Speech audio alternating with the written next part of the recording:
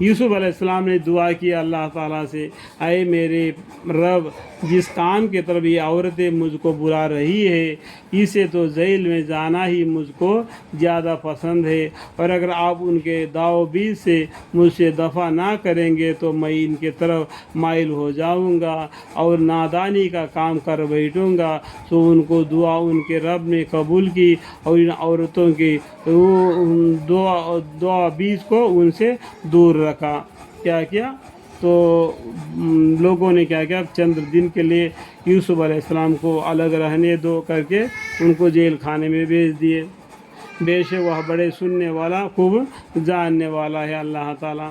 پھر مختلف نشانیوں دیکھنے کے بعد ان لوگوں کو یہی مسئلہ معلوم ہوا کہ ان کو ایک وقت تک قیدی میں رکھے، اور ان کے یعنی یوسف علیہ السلام کے ساتھ اور بھی 2 غلام قید خانے میں داخل ہوئے۔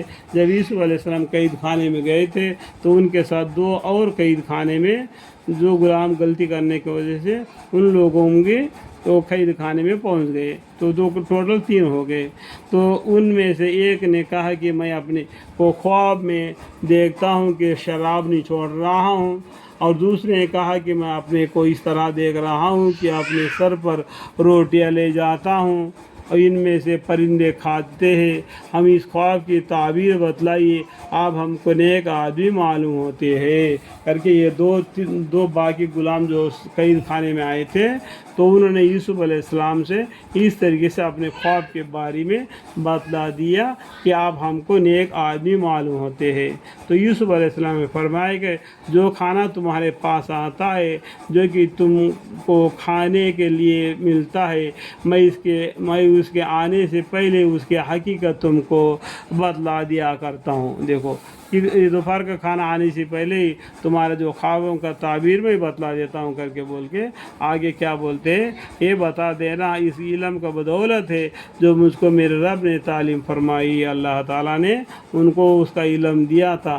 میں نے تو ان لوگوں کے مذہب چھوڑ رکھا ہے جو اللہ پر ایمان نہیں لاتے، یعنی شرک کرتے ہیں نا، ان کے ساتھ میں نہیں ہوں، میں شرک کرنے والا نہیں ہوں، میں ایک اللہ کا عبادت کرتا ہوں جو ابراہیم علیہ السلام اور یعقوب علیہ السلام اور اسحاق علیہ السلام اور جو ان کے خاندان والے پیچھے گزر گئے ان لوگوں کو نام لیے، وہ لوگوں نے جو ایک اللہ توحید کو مانا، میں وہ ایک اللہ کو ماننے والا ہوں، شرک کرنے والوں میں سے نہیں۔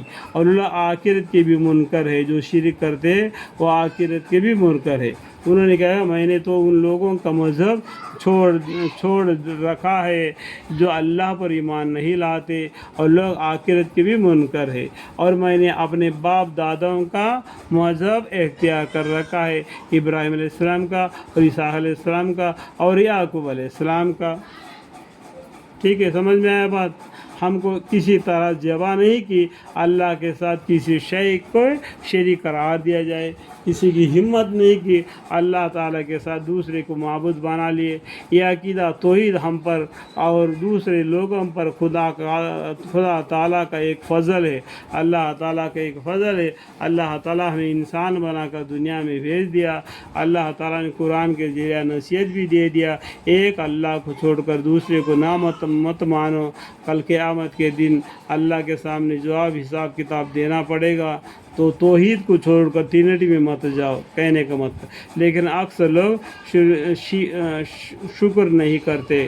اللہم اغفر الحمدللہ رب العالمین۔